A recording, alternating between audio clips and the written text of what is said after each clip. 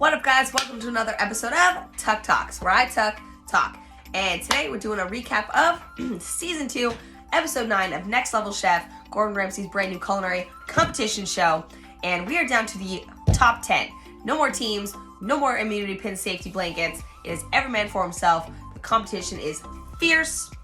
And your boy's starting on the top level today. So I'm feeling pretty good walking into this challenge today. So we're just gonna have to see how we do. So we walk into this gray room. I'm feeling confident, right? And we find out that the challenge today is to pair a next level appetizer with a next level craft cocktail. I love drinking cocktails, so I feel like while I am no mixologist, the fact that I enjoy drinking cocktails often is going to serve me very well in this competition. I also love eating appetizers. Who doesn't love just like going to a restaurant with your friends, ordering a ton of appetizers, and just munching and drinking some cocktails? Like, that sounds like a great time to me. So I feel like this competition, this challenge in the competition is right on my alley here. So I'm like, all right, I got this. Plus, I'm cooking on the top level. We can't go wrong today, right? I'm feeling real good. And so it is Omi, Michelle, and myself heading up to the top level. It is some female power up in here. All right, and we get pretty excited about this. Like, we're like singing and we're rocking on the elevator, like hyping each other up. Like, we are all about it over here. It is just like love and support all the way. So the three ladies head all the way to the top kitchen. And as soon as the platform turns green, we're running over there. Michelle and Omi both grab the scallops. Now, I've already made scallops, so I'm not in this little tussle. But Michelle grabs two and Omi grabs one. And then Ramsay's like, you both can't cook the scallops. Like, somebody's gotta we gotta do something here. So Michelle ends up getting the scallops. Omi picks up some salmon. And I picked up some Spanish prawns. So, I don't know if you know this, but I lived in Spain for a few months in college during study abroad. So I certainly ate my way around the country there. And I loved all the seafood. I'm not a huge fan of cooked fish, but I love seafood in that I love shrimp and lobster and oysters and clams and mussels and calamari and stuff like that. Octopus, for sure. Octopus is one of my favorite things. But anyway, we're getting distracted here. I grabbed some Spanish prawns. I know I can make a beautiful brodo. I can grill up these prawns, do a little veg slaw on the side, something like that. So I'm like, oh my God, this is going to come together. I'm feeling good about this. And this is going to be a great appetizer. So I'm stoked. I think this is going to come together. So unfortunately, while Michelle did grab the scallops, she didn't grab much else, which I think might be a scallop curse. Because if you think about back to episode 1, when I grabbed the scallops, I also only grabbed like 4 other things off the platform. It did turn into a winning dish where I won the immunity pin. However, Michelle grabbed the scallops and now only has like 4 or 5 other things to work with it as well. So maybe scallops are cursed. But in any event, Gordon Ramsay is just as worried about Michelle with her scallops and 4 ingredients as he was about me with my scallops and 4 ingredients. So best of luck to you, Mish. You better knock this out the park over here. I start by rendering a little bacon to cook the prawns in. That's gonna get real good. Then I start using the heads to make this like broth, and that's gonna be super fire. I fortify with a little seafood stock, finish with little spices and whatnot, and I'm just hoping that I can take these chefs on a trip to Spain. My goal, I have a cooking series called Eat Around the World. I love eating food. I love traveling. Those are my passions. And so that's what I love to do, is I love to bring flavors of the world and make people believe like they have just been transported to a different country just by eating something that I made and put in front of them. And so I'm hoping that I can transport these chefs to Spain with this dish of Spanish prawns. And so at one point, Chef Ramsay comes up to me and he's like, yo, how's it feel working in some of these tough kitchens in the city? And I'm just telling him, it's a fight. Whenever people say that, the kitchen or the culinary world's a boys club, or that the Michelin-starred kitchens are a boys club, it's not hyperbole. We're not playing around or trying to make ourselves feel better. I worked at Aquarello, and for a very long time, besides head chef Suzette Gresham, I was the only other girl in that kitchen for a very long time. And so it's hard to work your way up to that level. It's hard to stay at that level. And the competition is super fierce. And San Francisco is a foodie city. We have a ton of Michelin-starred restaurants. And, the food scene is fierce. And so you really do have to prove yourself day in and day out. No excuses. And put your heart and soul into everything that you do, from picking parsley to being the sauté cook on busy Saturday nights. Every single thing you do is important and it matters. And you just have to put your best foot forward at every moment of every day and hope that you can put your best foot forward and that it shows. that it shows. And so I'm telling him this, I'm like, oh, chef, it's fierce out there. And that's what makes me a fighter. That's what makes me here. And who I am today was this experience that I've had, putting in this hard work, fighting for my place at the table with these amazing chefs here. And I guess that's where some of my confidence comes from. And he's just like, all right, kid, like, keep going. All right, so all of a sudden it is mid-round mayhem. And you know what that means. Today it means cocktails. So they say that the platform is going to come down. It's going to be a basket full of all the things you need to make the cocktail that is labeled on the front of the basket. It's kind of like the global challenge, except now you can see it. It's not a closed box, right? It's an open cocktail basket full of a cocktail shaker, cocktail spoon, muddler, whatever you're gonna need to make this cocktail, even glassware. All right, so you got your setup right here in this box. So I run up to the platform and I see Moscow Mule. I've drank a couple Moscow Mules before. So I'm like, all right, this will go well with my prawns here. It'll give it a nice little interesting kind of kick, little spice from the ginger. It's got some mint in there. It's gonna be nice with the prawns. It gives me kind of a Spanish beachy vibe, if you will. So I'm hoping that this pairs nicely. And so I see Omi in the corner. Omi's grabbed a pina colada. And so Omi is a Boricua from Puerto Rico, which I had the pleasure of just visiting this past week, which is why I was a little late on our Tuck Talk. So my apologies, but it was for a good reason. And so Omi has grabbed the pina colada basket. It's got a pineapple in there. She hollows it out. She's going to serve it in this pineapple, I think. I'm not really sure, but it's smelling delicious. She's over there just keeps sipping her cocktail. Ramsay looks over at one point. He's like, girl, better stop drinking that pina colada. You're going to start dancing salsa around here. And she's like, it's a good pina colada. And so, we're just having a really good time up there. We're all cooking with our heart, cooking with passion over here. And at the end of the day, that's what it's all about.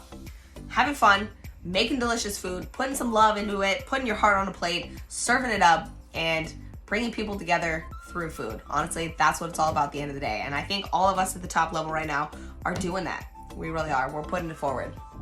So the platform comes down. It's time to put your plates down. Remember, we have 90 seconds to plate the dish. You cannot start plating before that 90 seconds starts. So you have 40 minutes to cook a dish. Well, technically you have 38 and a half minutes to cook a dish and 90 seconds to plate. That also includes walking that plate to the platform. So not only do I have to plate my appetizer in 90 seconds, I also have to get my cocktail together in 90 seconds and bring both to the platform and land them safely.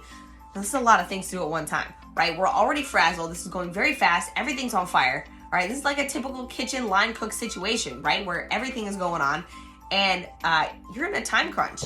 So I'm just like, oh my goodness, I need to get these things over. I start running the platform. I hear 3, 2, 1. I've got my cocktail on and the platform's leaving. So I don't know. I think we've talked about this, but I am 5'2" on a good day. And so the platform is leaving. I'm like, oh. And so I kind of fling my shrimp up there and hope for the best. And Chef Ramsay's like, oh my God, Tucker, what is happening? And I'm like, oh my God, I'm so sorry. He's like, it's half on the platform. I'm like, well, it's half on the platform. It's half on. That counts. But no, it was good. It was a close one there, but I literally Air Jordaned that shrimp on that platform. Put the cocktail in safely. But no worries. All three of us got our dishes on there. Top level, feeling good. We had Team Ramsay at the helm. I mean, can't go wrong with that. So the three of us, we're ready for judgment over here. Let's go. So they start tasting my dish. And Aisha says this is exactly the type of appetizer, that I want when I go someplace because it's getting me ready for that entree, for that main course. And Richard Blaze says this takes me to Spain. I lived in Spain. This takes me there. Chef Ramsay says the prawns are nailed. The cocktail's going well. So I'm getting great feedback. I'm feeling really proud of myself here. I took them to Spain just like how I'd hoped. They're getting the heat. They're getting the spice. They're getting the depth of flavor off of my broth here. The shrimp are cooked well, which is hard, right? Cooking seafood is hard because you either nail it or you don't. There's no it's not like steak where you're cooking it can be medium rare. There's no window. It's like seafood, you either cook it or you didn't. And I did it. So I'm feeling really good about these shrimp over here. Hopefully it's enough to keep me on that top level. You never want to fall off, right? You never want to drop down. So I'm hoping that this was enough to keep me on that top level, keep me fighting another day, keep me fighting at the top another day. So we'll have to see. They got to go back. They got to deliberate. That's the most stressful part of the day. When they're back there deliberating, it feels like it's been 17 years and it's been 5 minutes, but you're just frazzled. Your brain is just fried. And so you're just oh my God, I don't know. So wish me some luck, guys. So they come back from judging out in the little arboretum out on the side over there, and they come back to the table and they say that the best dishes of the day are nori, with his chicken lollipops. Didn't blow their heads off with the spice this time. Good job, buddy. We got Shay with his Lebanese empanadas, which is his mom and grandma's recipe, so he was bringing that heart and soul today. We got Omi again on the top over here with another beautiful dish with her pina colada and her salmon. We have myself as well. All right, so we're feeling really proud of ourselves here.